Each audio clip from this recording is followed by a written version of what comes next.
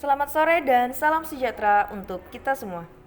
Puji dan syukur kita ucapkan kepada Tuhan Yang Maha Esa karena telah memberikan kita kesempatan sehingga kita bisa berkumpul pada hari ini dengan kondisi yang sehat dan jaringan yang mendukung pula. Pertama-tama, perkenalkan kami dari kelompok 4 yang akan membahas tentang etika. Sebelum masuk ke materi, perkenankan saya untuk memperkenalkan anggota kelompok kami. Yang pertama, saya Anggita Rizky Triwijaya. Yang kedua, Christophorus Primpong Batujole. Yang ketiga, Kwet Pin. Dan yang keempat, Lydia Mediasari.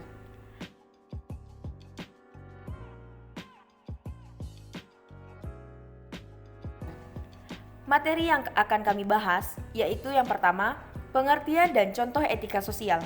Yang kedua, etika khusus. Yang ketiga, tujuan etika sosial. Yang keempat, fungsi etika sosial. Pembahasan selanjutnya akan dibacakan oleh Saudari Lydia Mediasari. Terima kasih. Halo teman-teman, saya Lydia Mediasari akan mempresentasikan tentang etika sosial. Yang pertama ada pengertian. Apa sih etika sosial itu? Menurut Usman Sunyoto tahun 2012, etika sosial adalah pengalaman yang dilakukan oleh seseorang akan nilai-nilai yang diyakini, baik atau terpuji, buruk atau tercela, dan terpercaya, sehingga atas tindakan tersebutlah memunculkan makna tersirat kepada pihak lain, yaitu seseorang atau kelompok. Etika sosial juga memiliki pengertian secara umum.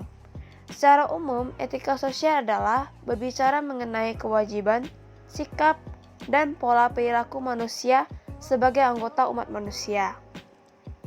Dari pengertian di atas, kita dapat menyimpulkan bahwa etika sosial menyangkut hubungan manusia dengan manusia, baik secara langsung maupun secara kelembagaan.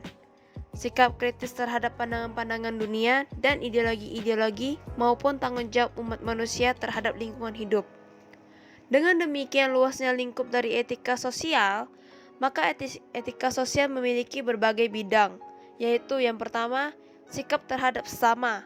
Yang kedua, etika keluarga. Yang ketiga, etika profesi. Yang keempat, etika politik.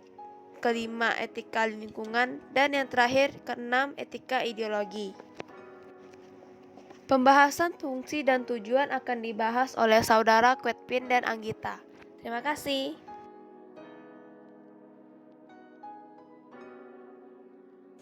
Terima kasih kepada moderator yang telah memberikan waktu kepada saya.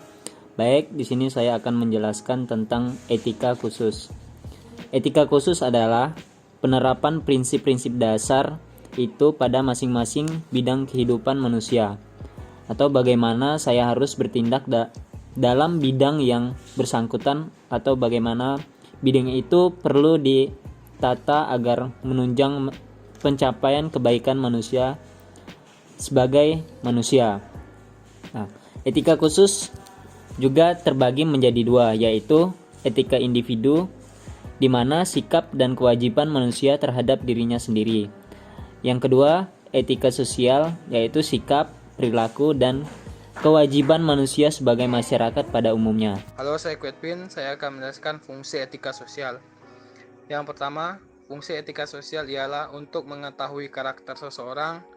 Yang kedua, untuk menunjukkan suatu keterampilan intelektual, yakni suatu keterampilan untuk berargumentasi secara rasional dan kritis.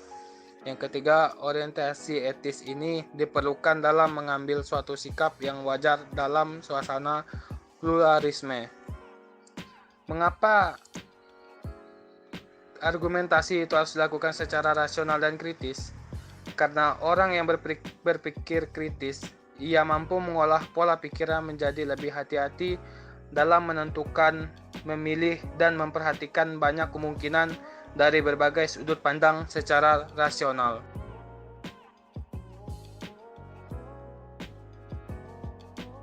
Tujuan etika sosial.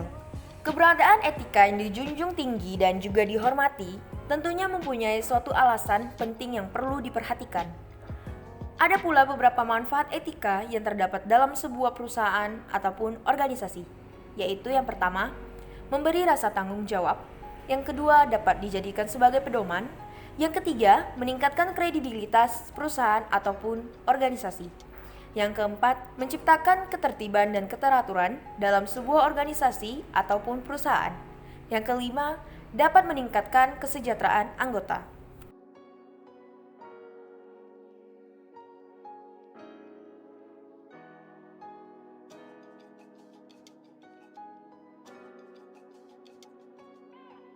Sekian dari hasil presentasi kami ucapkan terima kasih.